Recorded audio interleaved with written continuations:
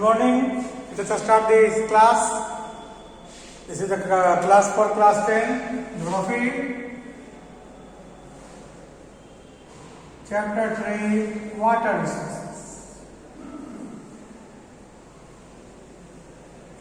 And today's topic is dams, also called multi-purpose river projects. Multipurpose river projects, dams इसको multipurpose river project कहा जाता है क्योंकि यह कई जो है काम करता है, कई बेनिफिट्स प्रोवाइड करता है, इसलिए इसको मल्टीपर्पस रिवर प्रोजेक्ट के नाम से जाना जाता है। क्या सबसे पहले तो इसका काम है फ्लड कंट्रोल। पहला काम इसका हो गया फ्लड कंट्रोल। दूसरा काम हो गया जो है supplying water to cities and villages.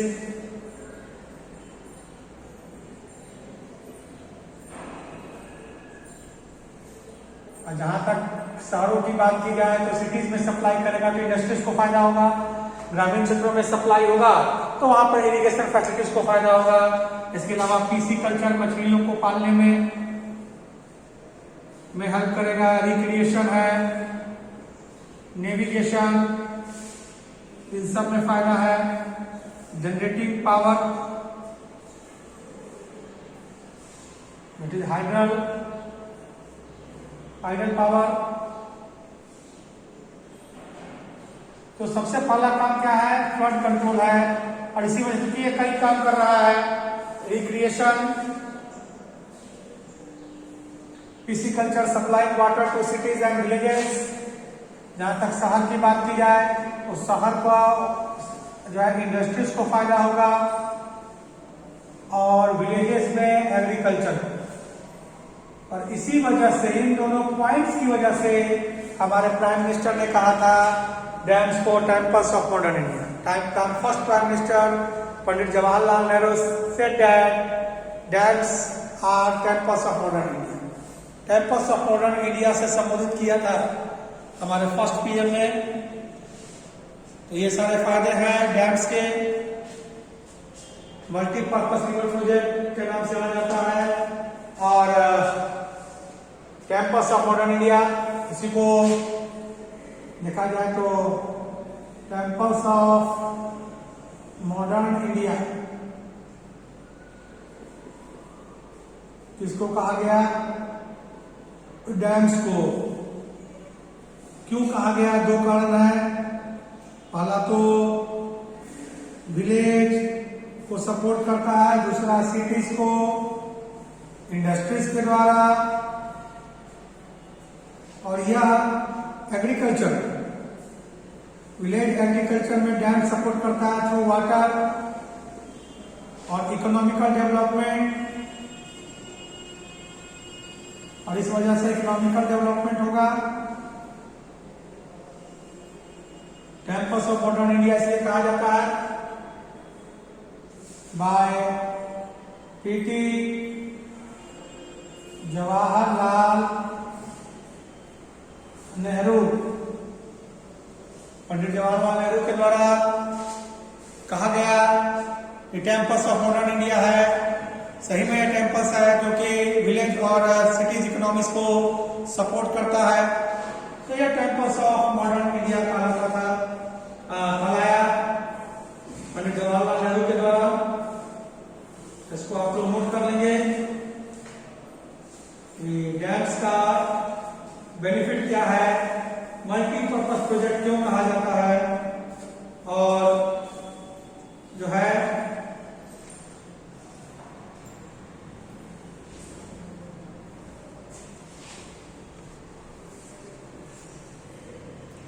Multipurpose project क्यों कहा जाता है?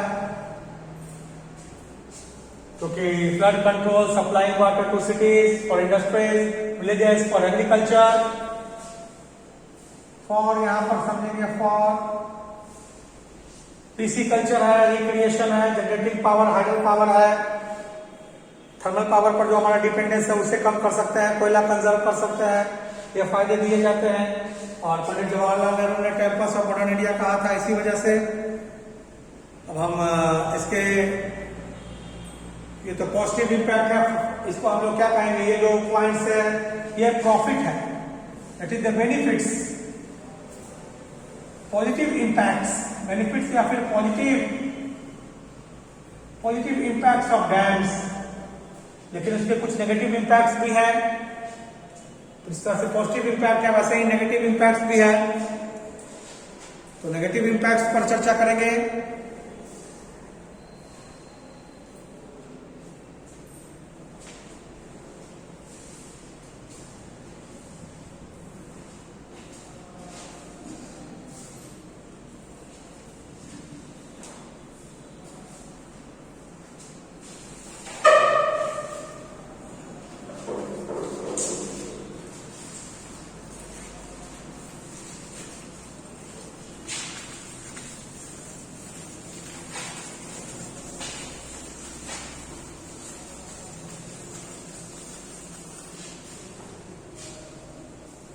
अब नेगेटिव इंपैक्ट्स पर चर्चा होगी। पॉजिटिव इंपैक्ट्स हमने देखा, वही इसका बेनिफिट है। कैंपस ऑफ मॉडर्न इंडिया का जो है नाम मिल गया, इसे क्रेडिट मिल गया पंडित जवाहरलाल नेहरू के द्वारा, पर इसके कुछ नेगेटिव इंपैक्ट्स भी हैं। पहला नेगेटिव इंपैक्ट है इफेक्ट्स ऑन सॉइल फर्टिलिटी। अब एक्सेस वाटर होगा, जिस जगह पर पानी जमा होगा वहां पर मिनरलाइजेशन हो जाएगा, वाटर लॉगिंग होगा। Reservoir that are on the flood plain submerge the existing vegetation and soil leading to the decomposition over a period of time. Reservoir that are created on the flood plains submerge the existing vegetation and soil leading to its decomposition over a period of time. तो soil fertility पर एक असर है। पानी जमा होगा reservoir में तो वहां के वाटर को, वहां के जो वेजिटेशन है उनको डुबो देगा और सॉइल से मिनरल्स सेपरेट हो जाएंगे, चूंकि वाटर लॉगिंग हो जाएगा तो सॉइल की फर्टिलिटी पर इसका एक नेगेटिव इंपैक्ट पड़ेगा। तो फायदा तो है पर यहाँ एक नुकसान भी है कि एक्सेस वाटर रिजर्वायर के आसपास जमा होगा तो वेजिटेशन वहां के डूब जाएंगे और पानी ज्यादा होने की वजह से जो मिनरल्स हैं वो सेपरेट हो जाएंगे, ऊपर आ जाएंगे, सॉइल की फर्टिलिटी रिड्यूस हो जाएगी। दूसरा है impact on aquatic life. Impact on aquatic life अब फिजिकल्चर में सपोर्ट करता है, मछली पालने में हेल्प करता है, लेकिन जो स्पॉनिंग प्रोसेस, जो मछलियों का एक देने वाला प्रोसेस है, उस पर इसका नेगेटिव इंपैक्ट है। क्योंकि कहीं ना कहीं वाटर का फोर्स रेस्ट्रिक्ट है, फोर्स कम कर दिया गया, तो उसका एक नेगेटिव इफेक्ट जो है वो अंडे देने पर पड़ेगा मछलियों का। आपके बुक के अनुसार है dams break up river making difficult for aquatic fauna like fishes to migrate specially for spawning. Spawning, एक वर्ड है स्पॉनिंग। स्पॉनिंग का मतलब हो गया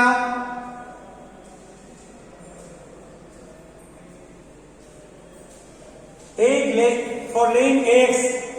तो मछली जो है अपने एग को रिलीज करने के लिए जो मूवमेंट करती है, इसका मतलब हो गया रिलीज एग। मछली जो अंडे रिलीज करती है, बायोलॉजी में आपने पढ़ा है, फर्स्ट केस में एक्सटर्नल फर्टिलाइजेशन है। फ्यूजन जो है वो बॉडी के बाहर वाटर में होता है, तो जो एग रिलीज होगा उस पर रिस्ट्रिक्ट होगा, वो रिस्ट्रिक्ट होगा क्योंकि वाटर बॉडी से अलग हो चुका है, वाटर से कनेक्शन कट चुका है, रिवर वाटर का कनेक्शन जो है वो डैम्स की वजह से अलग हो चुका है। उसके बाद चेंज इन क्रॉपिंग पैटर्न।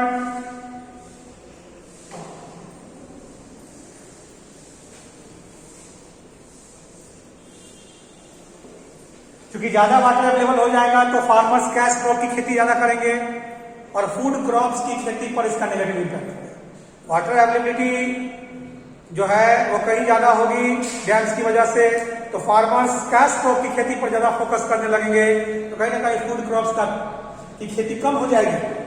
इसी को कहा जाएगा चेंज इन क्रॉपिंग पैटर्न।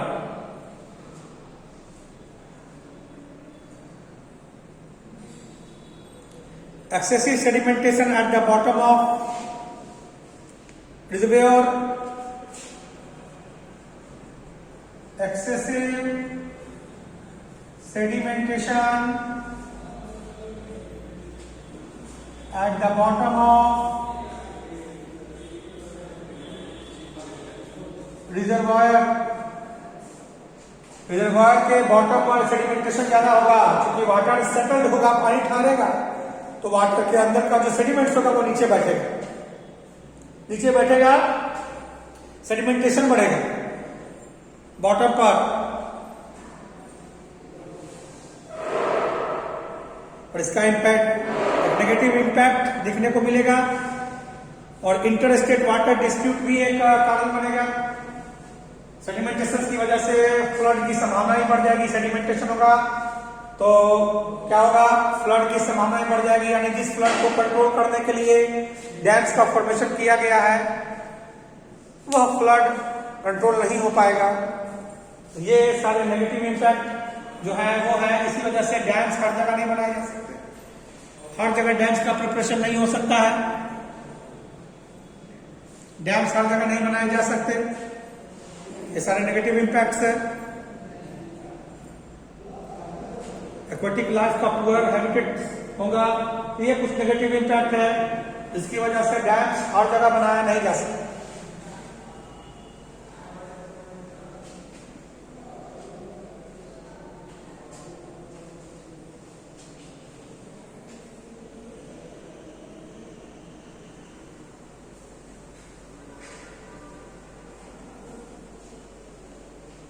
सबको आपको एक्सप्लेन करना है अपने नोटबुक में। हम लोग डैम्स को डिफाइन करते हैं। डैम्स एक्चुअल में उस रिजर्वायर को कहा जाता है जहां पर रिवर के एक्सेस वाटर को कलेक्ट किया जाता है, उस स्ट्रक्चर को नहीं जो रिवर वाटर के फोर्स को कम करता है। लेकिन प्रायः हम लोग उस स्ट्रक्चर को डैम समझते हैं जो रिवर वाटर के फ्लो को रेस्ट्रिक्ट करता है। इसलिए चलिए डैम्स को डिफाइन करते हैं। Dams, these are reservoirs, these are reservoirs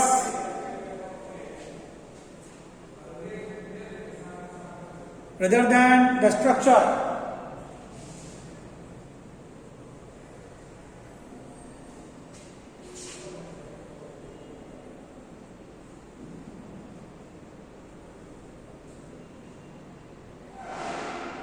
यानी वाटर रिवर से जहां कलेक्ट किया जाता है उस रिजर्वायर को डैम्स कहते हैं, उस स्ट्रक्चर को डैम नहीं कहा जाता। इसलिए इसको फिर से डिफाइन करेंगे। डैम इज डैम क्या है? A dam is a barrier across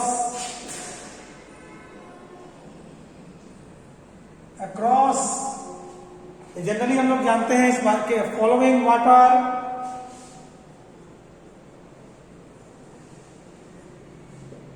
प्राय इस तरह से हम इसको परिभाषित करते हैं।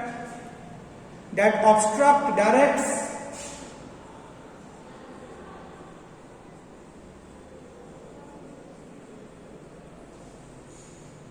या तो रोकता है या फिर मूव कराता है या फिर धीमा करता है और स्लो डाउन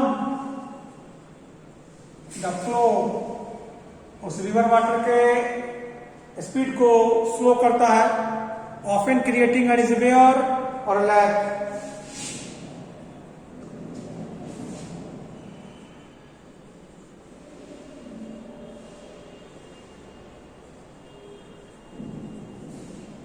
अब क्लासिफिकेशन में बात करें तो classification on the basis of structure and raw material and material used। तो मटेरियल यूज के बेसिस पर एक होता है टिम्बर डैम और एक होता है एम्ब्रैकमेंट्स।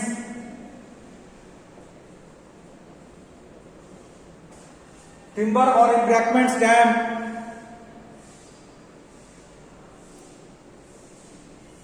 और मैसोनरी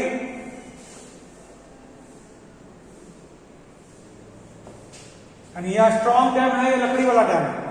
यहाँ पर वुड का इस्तेमाल किया गया है, यहाँ पर सीमेंट कॉन्क्रीट का इस्तेमाल करके यह डैम बनाया गया है। वहीं on the basis of height,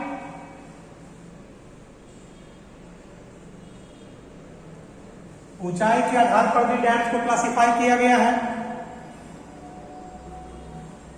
large dams, major dams,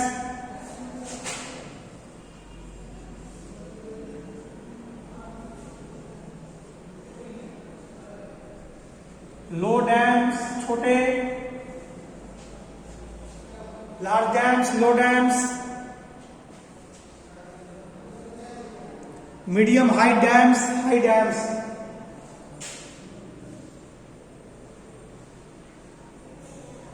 medium high dams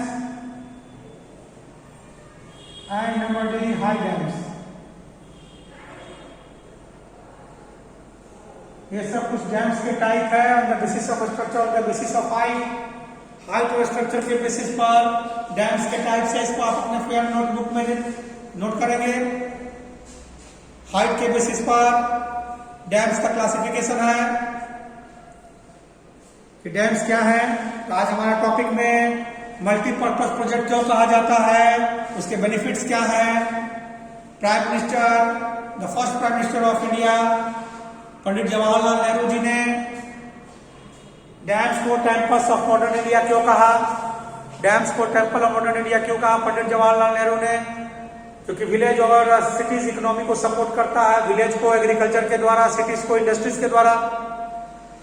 multipurpose project है जो कि फ्लड कंट्रोल करता है, पिसिकल्चर में सपोर्ट करता है, हाइड्रो पावर जनरेशन में सपोर्ट करता है, सिटीज और विलेज को वाटर सप्लाई करता है, नेविगेशन एंड रिक्रिएशन में सपोर्ट करता है। तो इसे मल्टीपर्पज प्रोजेक्ट कहा जाता है।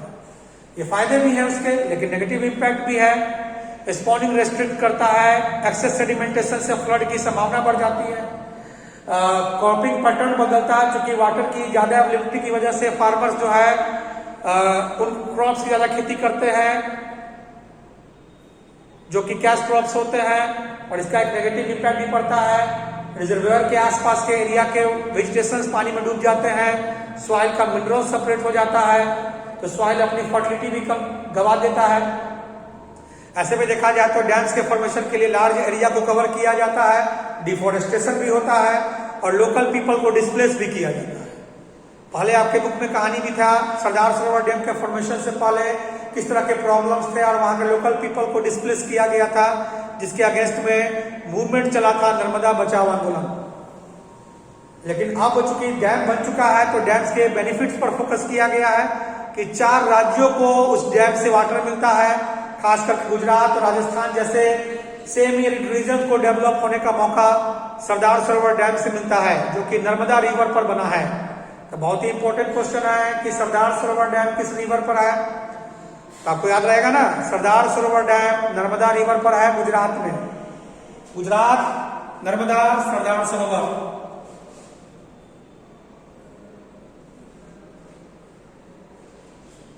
तो डैम्स के बारे में है।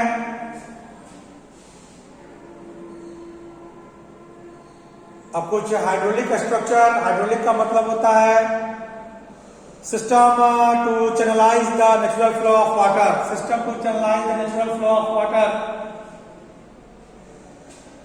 जो नेचुरल फ्लो है रिवर वाटर उसको चैनल देना, उसको कंजर्व करना। तो एंशिएंट टाइम से ही वाटर सिस्टम को डेवलप किया है, कंजर्वेशन किया गया था राजा महाराजाओं के समय में।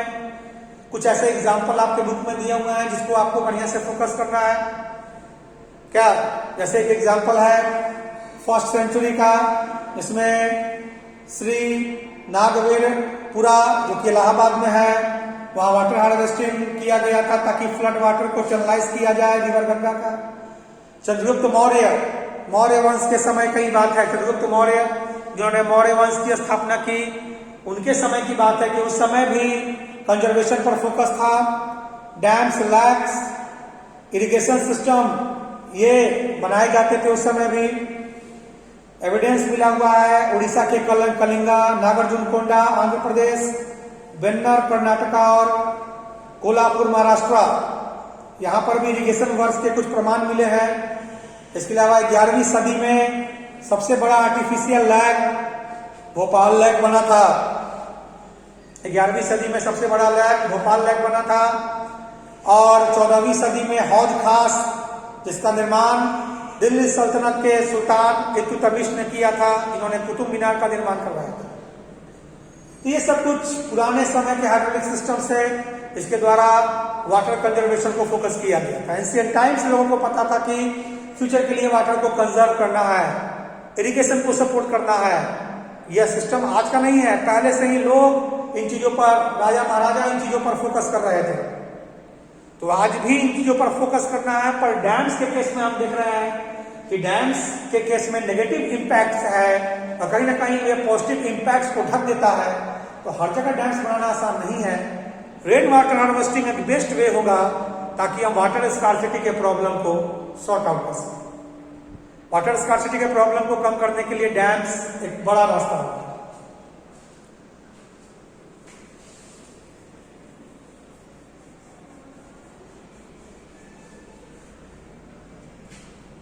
तो आप लोग अपने अपने नोटबुक में सारे फेयर को नोट करेंगे और नोट करके उसे तैयार करेंगे।